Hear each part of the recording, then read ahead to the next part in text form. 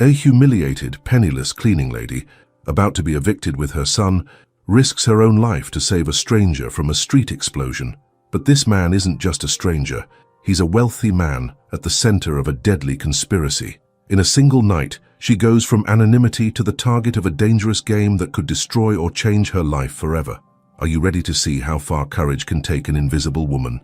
Ifeoma, 32, would wake before sunrise. The room she shared with her son, Somto, had peeling walls and a single cracked glass window. The early morning air was chilly, mixed with the smell of kerosene from the tenement stoves. She got up carefully so as not to wake her son, whose small feet were protruding from the blanket. He would heave his worn backpack onto his back, carrying an extra change of uniform, a simple snack wrapped in newspaper, and a bottle of water. His black pants were already showing signs of age, and his blue uniform shirt, washed so many times, had lost its original color. The streets of Ajagunle were silent, lit only by yellowed streetlights. Cats rummaged through garbage bags. The noise of generators came from far away. Ifeoma quickened her pace, dodging puddles that reflected the few passing cars. Her shoes, bought at a flea market, squeaked with each step. She knew she had a long way to go to Victoria Island. She would take 2 Danfoss, combi vans, and an Okada, motorcycle taxi, spending over an hour on the journey. Meanwhile, Lagos was slowly waking up. Street vendors were packing banana boxes. Children in wrinkled uniforms were waiting for school buses, and horns were beginning to blare. On the bus, she stood, holding tightly to the rusty metal bar, trying to keep her balance on the potholes. Her tired shoulders carried not only her backpack, but also a heavy routine, working double shifts, late rent payments, piling bills. But thinking of Somto gave her heart strength. She remembered his smile when he'd say, "Mommy is the strongest woman in Lagos." Those words were a shield against her exhaustion. Arriving on Victoria Island, it felt like another country. Mirrored buildings, imported cars, cafes with sophisticated window displays. Ifeoma would get out of the van, straighten her uniform, and walk briskly to the Eco Meridian Tower. There everything gleamed, impeccable marble, fresh flower arrangements, a silent reception area. Passengers in suits and high heels hurried past. "Good morning," she would say with a polite smile, receiving only a wave or a distant glance. In the employee locker room, the space was cramped with rusty lockers. Ifeoma changed her headscarf, tied her hair tightly, and hung up her lunch bag. In the smudged mirror, she saw deep, dark circles under her eyes, but she fixed her face with a little cheap cream and applied light lipstick. "Ready," she murmured to herself, even as her body felt like it was begging for rest. Entering the main hall, the lights reflected off the marble floor like a glass lake. She grabbed the cleaning cart, lined up with cloths, a squeegee, and products. For Ifeoma, the work needed to be impeccable, as it was the only way to keep her job. She moved carefully, cleaning every corner carefully, even if no one noticed. As she mopped, she heard conversations in English about investments, trips to Dubai, and luxury cars. For her, it was a distant reality, almost like watching a silent film. However, when he returned home each night, reality was different. Somto would run to the door with his arms open, his school uniform stained with gouache paint. "Mommy, you're my hero," he would say with a wide smile, handing over a drawing, a tall building with colored windows, and a woman holding a star. Ifeoma would kneel, hugging him tightly. That drawing would, for a few seconds, erase the exhaustion weighing down his shoulders. To the world, she was just another woman with rubber gloves and a rag in her hand. But to Somto, she was light. She was security. She was everything. This duality, invisible to some, essential to those who loved her most, gave strength to her steps through the grey city. As she walked back to the narrow bed in the tenement, Ifeoma held within her a certainty. Even if no one noticed her efforts, she was building brick by brick a future for her son. That morning, while preparing his lunch for the next day, Somto asked sleepily, "Are you going to work again, Mum?" She smiled, stroking his hair. "Yes, my love, but I'll be back soon." And so, once again, Ifeoma slipped on her worn shoes, grabbed her backpack, and headed out the door, ready to face the city that never slept. For her, each day was a silent battle, but also a promise, not to let her son grow up feeling less valuable than anyone else who hurried past the shiny marble of the building where she cleaned. Have you ever met someone invisible to the world, but a hero within? On a rainy Tuesday morning, the sound of drops hitting the tin roof seemed to portend trouble. Ifeoma opened the door to her cramped tenement room and felt the chill of the early morning air. On the door frame, a crumpled piece of paper held together with duct tape caught her eye. She carefully pulled out the note, feeling her heart race even before she read it. The bold letters were simple and cruel. Eviction in 30 days. Her breath hitched, her chest tightening. She glanced back at the mattress where Somto still slept, wrapped in a thin blanket, oblivious to the threat.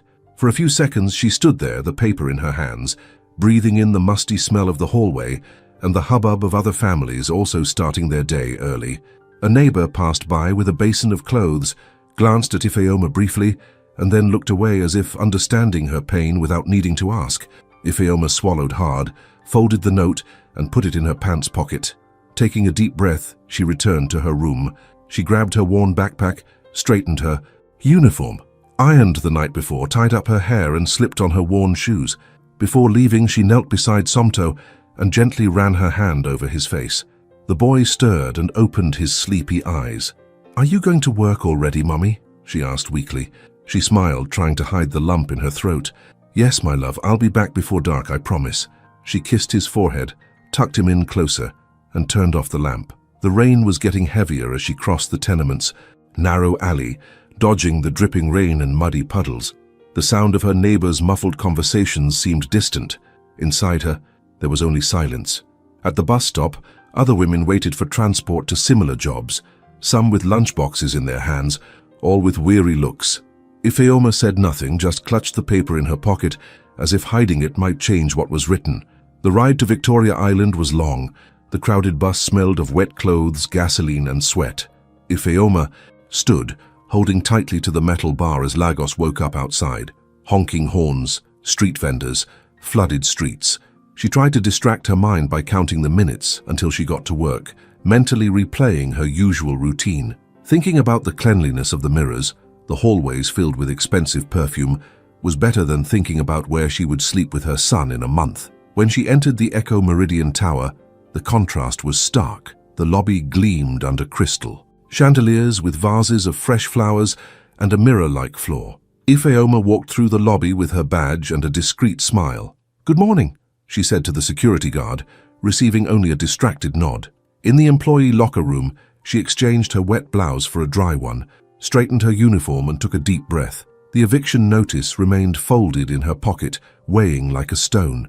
Minutes later, she was kneeling on the 12th floor, cleaning the floor with firm, precise movements. The smell of disinfectant mingled with the scent of imported perfume wafting from the offices. Executives walked by, talking on their cell phones, oblivious to the woman on her knees, making the floor shine. "Watch that edge, Ifeoma, we have a meeting today," the supervisor said hurriedly, handing her a spray bottle.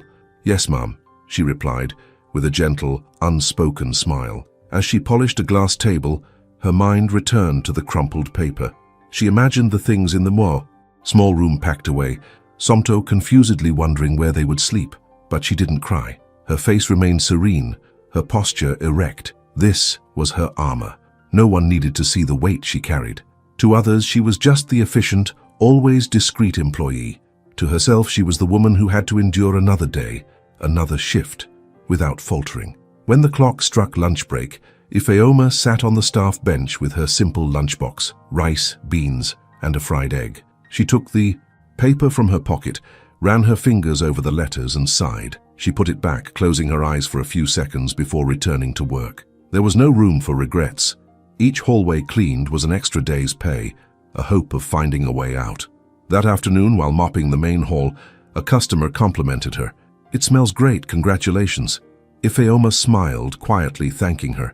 No one there knew that behind that polite smile lay a mother with a deadline to lose her home.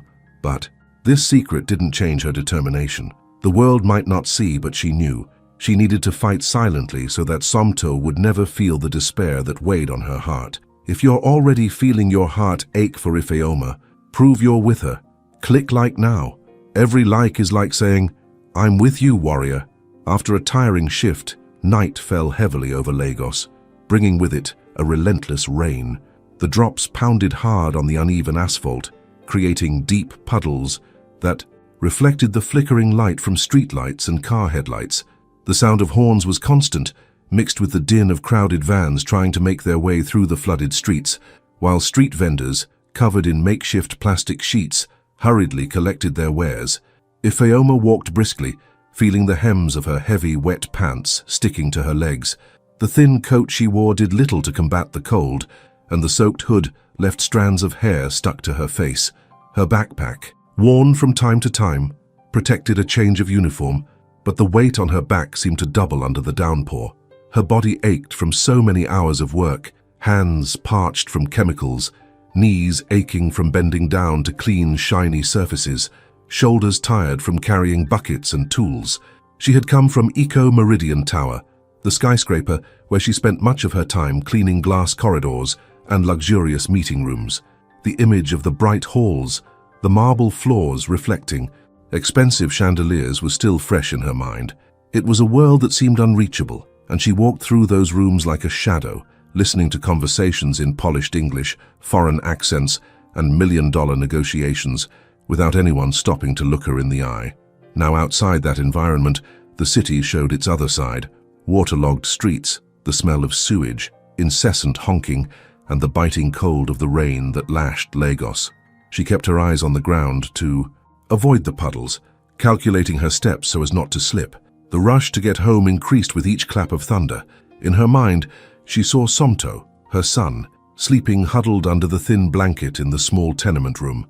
This image was her strength. Even with the burning fatigue in her body, she quickened her pace, determined to arrive early, prepare something for his breakfast, and perhaps get a few hours of rest before starting all over again the next day. It was then that something broke: his concentration. A few meters away, under the flickering light of a streetlight, a black luxury car was parked near the curb, its hood open. The scene was completely out of character for this part of the city.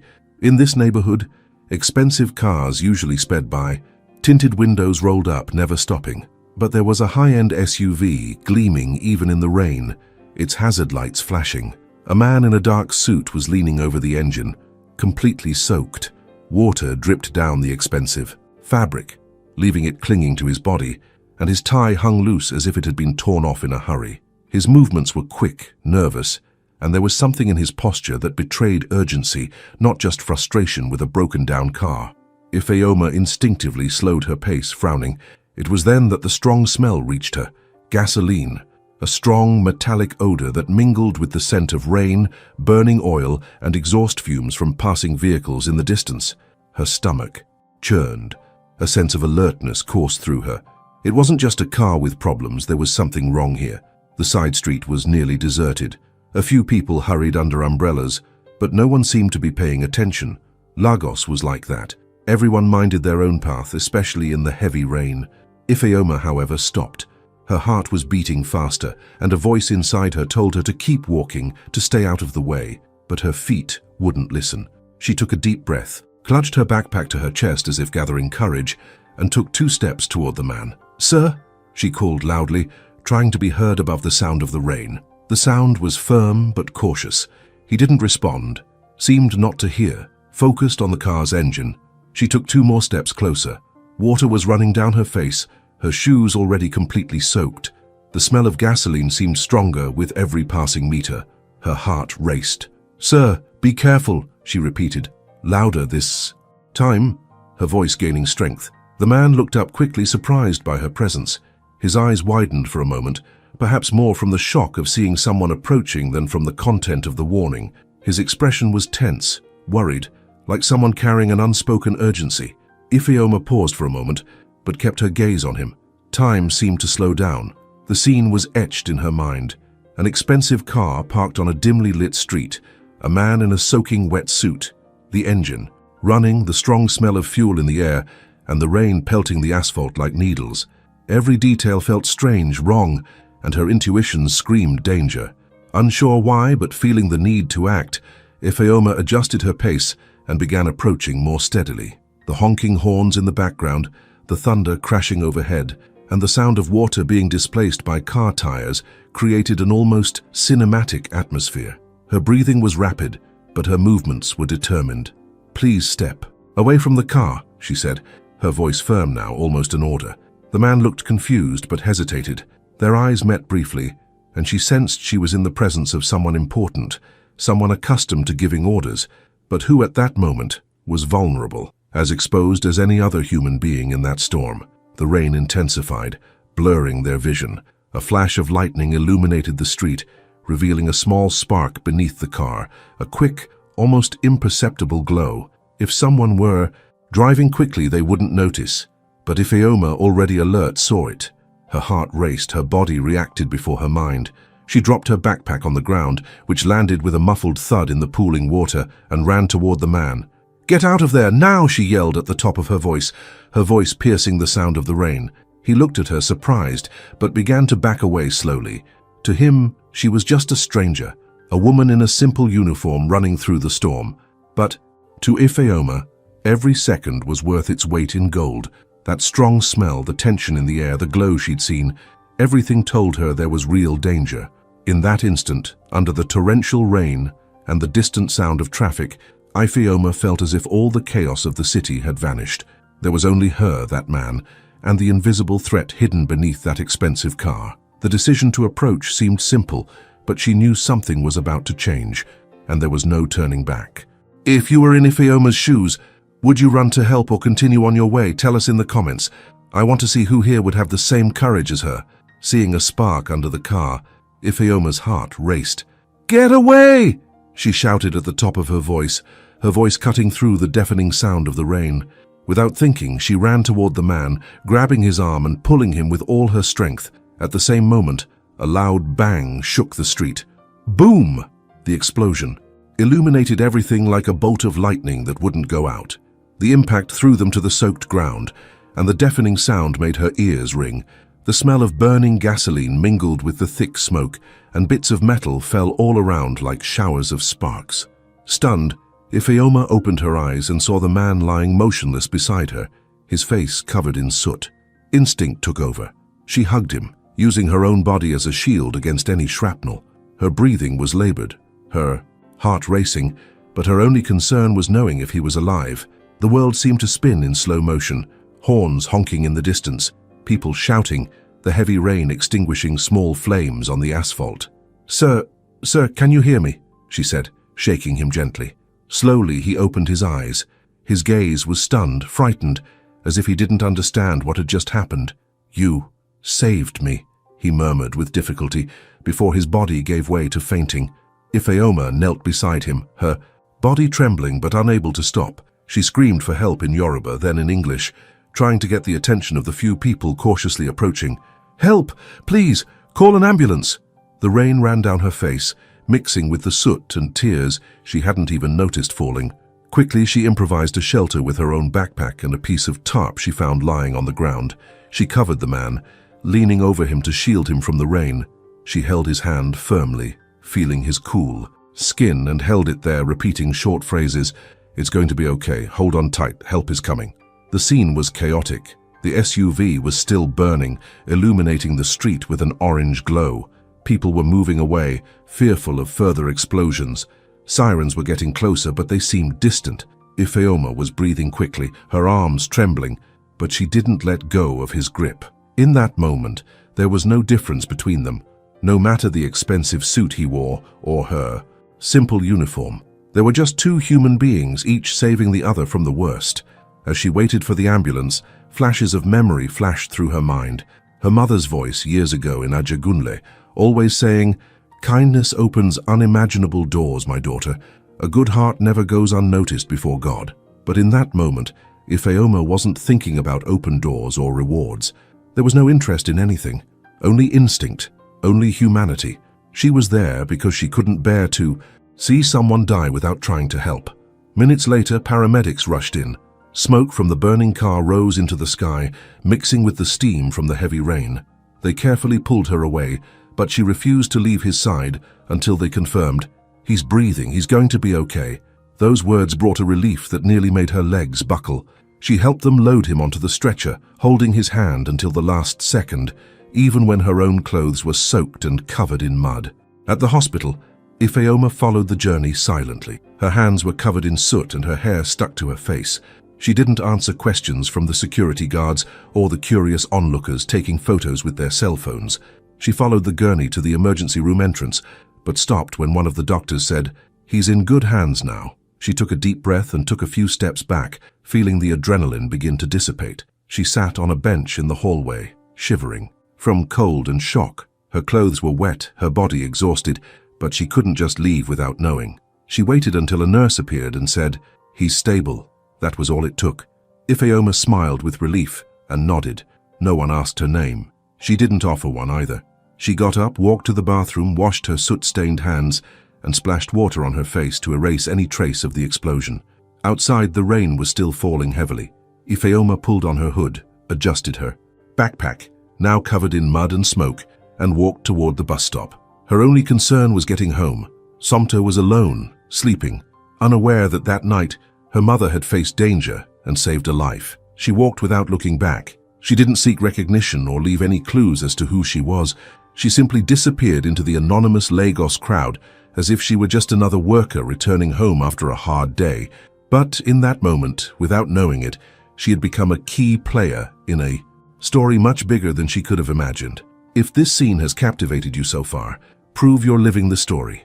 Comment now, "I would have the courage," or "I don't know if I would. Let me see who's feeling every detail with me." The press blasted the news with sensational headlines. Attempted murder against Nigerian tycoon. Most influential man in real estate nearly dies in mysterious explosion.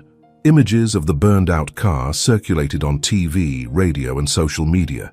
But Ifeoma had no idea. Her life left no room for news. Mornings began before sunrise and evenings ended too late to turn on a television. That morning, she was on her knees, scrubbing the shiny floor of the Eco Meridian Tower lobby as if nothing had happened. The thin gloves protected her hands from the chemicals, but they couldn't hide the fatigue in her work-scarred fingers. She wiped with firm, focused movements, mentally repeating calculations that didn't add up. The eviction notice was still tucked away in her bedroom drawer, and with each passing day the weight of that paper seemed to grow heavier. "I need to earn some extra income. Maybe 2 more shifts this weekend," she muttered quietly to herself. Meanwhile, the building's hallways teemed with executives, lawyers, and employees, all quietly discussing the previous night's explosion. The story had already spread like wildfire, but no one imagined that the woman kneeling there cleaning the floor was the same woman who had pulled Adeyemi Ogunlana out of the car seconds before the explosion. To them, Ifeoma was just part of the landscape, the efficient employee who never said too much. She took a deep breath, wringing out the cloth and straightening the cleaning cart. Adeyemi's face flashed through her mind. The stunned, soot-covered gaze, the cold hand she'd held until the ambulance arrived. "I wonder if he's okay," she thought, biting her lip. She tried to push the memory away. "He must be. Of course he is. Why am I still thinking about this?" She shook her head as if she could shut off her emotions with that gesture. Her life was too preoccupied with worry to cling to a stranger, even an important man. While she worked, journalists crowded the doors of the hospital where Adeyemi was being treated. Reporters talked about sabotage, million-dollar deals, and veiled threats. The entire city wanted to know who the mysterious woman was who had risked her life to save him. But Ifeoma remained invisible, wandering the halls of the same building he owned, unaware that her name was on everyone's lips. Hours later, in a hospital suite surrounded by security, Adeyemi Ogunlana regained consciousness. The businessman, accustomed to living surrounded by luxury and power, was shaken. He remembered only a female figure pulling him out of the car and shielding him with her body. "I want to know who she is," he said, in a weak but firm voice. His assistants tried to change the subject, but he repeated with greater authority, "Find out who she is now." Orders were given. The security team began reviewing security camera footage from the surrounding area and the building itself. Drivers, guards, and passers-by were interviewed. Every detail was scrutinized. A backpack thrown on the ground, the simple uniform, the scarf tied around her head. Gradually, a clear image of the rescuer began to emerge. Meanwhile, Ifeoma continued her routine as if nothing had changed. She cleaned tinted bathrooms, changed trash bags, and set up luxurious conference tables, unaware that her identity was being tracked. The parking lot cameras had clearly captured her face. Within minutes, they knew her name, where she worked, where she lived, even details like her shift and her son's age. In the building, she swept the 15th floor hallway as executives hurried past, talking about the explosion and the mysterious woman. Ifeoma lowered her head, unaware that everyone was talking about her. The contrast was almost ironic. To others, an invisible heroine. To her, just a mother worried about paying her rent. Lying on the hospital gurney, Adeyemi closed her eyes again, but her voice echoed in the room. "I want to thank the woman who saved me, no matter who she is. Bring her to me." At the same time, security guards were being instructed to locate Ifeoma. The most powerful man in the building where she had been hiding was determined to meet her. That afternoon, as she scrubbed the elevator lobby, the strong smell of disinfectant lingering on her hands, Ifeoma's life began to change without her even realizing it. What if suddenly someone powerful was looking for you? How would you react? Tell me about it. I want to know. It was near the end of the workday when Ifeoma was summoned to the CEO's office. Her heart raced immediately. What had she done wrong? As she walked through the silent hallways, the sound of executives' heels echoing in the distance, her palms felt sweaty. Her mind whirled with thoughts. Somto, her son home alone, the bills piling up, the rent overdue, the eviction notice still taped to the bedroom wall. "I can't lose this job. It would be the end of me," she muttered softly, taking a deep breath as she adjusted her wrinkled uniform. The hallway leading to the main office seemed endless. The elegant walls with expensive paintings, the soft scent of imported perfume in the air, everything made her even more nervous. Arriving at the dark wooden door with a gold plaque, reading CEO Adeyemi Ogunlana, she hesitated before knocking. She pushed open the door carefully, her heart pounding in her chest. But what she saw shocked her.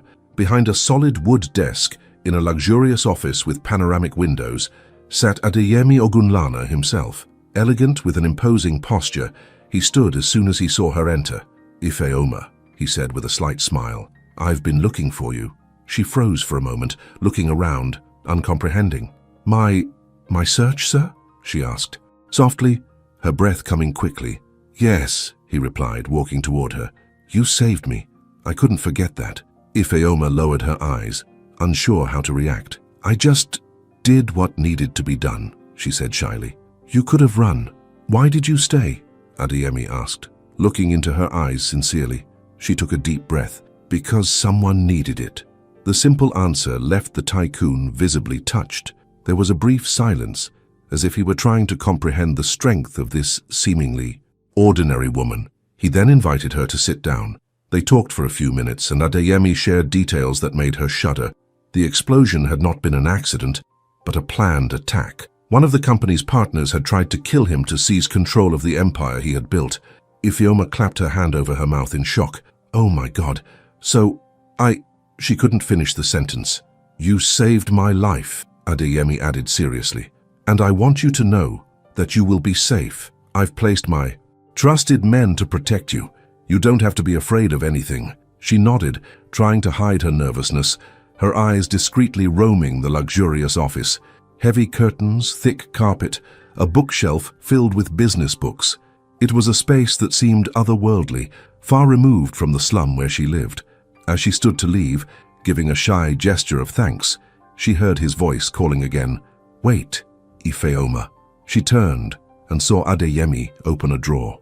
He walked toward her with a white envelope in his hands. "This is my thanks for saving my life," he said calmly. Ifeoma took the envelope carefully, confused. "Sir, you didn't have to," she murmured, still confused. "Open it," he asked with a small smile. She obeyed, her hands trembling. Inside was a metal key with a new keychain. "This is the key to your new house," Adeyemi announced. Her eyes widened. "But how? How did you know?" He just smiled, crossing his arms. "I have connections, Ifeoma, and this is the least I can do. For someone who gave me a second chance at life." She clutched the key to her chest, speechless. Tears stung her eyes, but she held them back. She wasn't used to receiving anything without having fought for it or paid dearly for it. Adeyemi just smiled again, with a sincere expression of gratitude, and waved her off to rest. As she left the office, walking down the same hallway that had once seemed menacing, Ifeoma felt the weight of the world on her shoulders begin to lift. Inside her uniform pocket, her new key seemed to glow, like a promise that her life was about to change forever. Will this good news truly change everything in her life, or is it just the beginning of something bigger? That night, Ifeoma returned home later than usual. Her body was exhausted, but her mind still reeled from recent events. When she opened the door to her small bedroom, she found Somto sitting on the mattress, his eyes shining with anticipation. She explained, in simple words, that she had been summoned to her boss's office and that he had thanked her for saving his life. The boy, with a smile full of pride, jumped into her lap and said, "I knew you were a hero, Mommy." Ifeoma felt her heart warm. For a moment, that hug made the world seem less heavy, but the tranquility was short-lived. At dawn, as he was preparing to leave, he noticed an envelope discreetly taped to his door. His heart raced before he even opened it. The handwritten letters trembled on the paper. "Stay away from Adeyemi Ogunlana. Don't meddle in what isn't yours. Your life and your son's depend on it." The blood ran cold in her veins. Ifeoma clutched the note to her chest, trying to calm her breathing. She looked around. The narrow street of the tenement was silent, except for the distant sound of a van passing by with loud music. She went back inside, quickly locking the door. She sat on the edge of the bed, her hands trembling, while Somto still slept. Threats were nothing new to her. She'd seen them before in dangerous neighborhoods, but now there was a clear target, her and her son. Before I could even think about what to do, the simple phone I was carrying began to ring. Seeing the name on the screen, I felt a mixture of relief and fear. It was Adeyemi Ogunlana. His voice on the other end was firm but low. "Ifeoma, I already know about the letter." She swallowed hard, her hands sweating. "Sir, they know where I live, and my son, I can't." "You don't need to be afraid. I will protect you and Somto. Trust me." His words held a comforting assurance, but they also carried a weight. The danger was real. The man she had saved was surrounded by enemies willing to do anything to destroy him, and by saving his life, she had become a target. That day, discreet security guards began patrolling the tenement street. Black cars were parked near her house, and men with radios followed her every step. For Ifeoma, who had always tried to be invisible, it was suffocating. But there was a part of her that felt gratitude. Someone powerful was willing to risk everything to keep her safe. Interactions with Adeyemi became more frequent. He made a point of speaking to her whenever he could, asking about Somto, her needs, and how she was dealing with all the sudden attention. There was a sincerity in his eyes that left her disconcerted. Ifeoma, accustomed to distrust and judgment, felt seen in a new way. With each encounter, she realized it wasn't just gratitude. He admired her, but this approach carried risks. The threatening letter was constantly on her mind. When she walked to the market, she felt strange looks. Any motorcycle speeding too close made her quicken her pace. At home, she kept the folded note in the drawer as a constant reminder that her life had changed irreversibly. One night, after a tense meeting at the company, Adeyemi confided in her, "There are very dangerous people behind all this, but I need you around. I trust you more than any executive." Shitsu didn't know what to say. She just nodded, feeling a mixture of fear and pride. She never imagined someone so powerful would trust her like that, but with this trust also came the weight of responsibility. Ifeoma knew she was in a delicate position, caught in a dangerous game she didn't fully understand. With each passing day, the tension grew. Conversations with Adeyemi became more personal. Their gazes lingered longer. What had once seemed merely a relationship of gratitude now had something neither of them dared to name. Even so, the threat was constant. Powerful men wanted Adeyemi destroyed, and she was directly connected to him. Alone in her room at night, holding Somto in her arms, Ifeoma wondered if she had the strength to face it all. She looked at the key to her new house, a gift from him, and felt a whirlwind of emotions. Hope, fear, doubt. Would that friendship, or perhaps something deeper that was blossoming between them, survive the pressure and danger? Could she protect her son, even though he was in the sights of such cruel enemies? What do you think? Click on the screen and see the next chapter.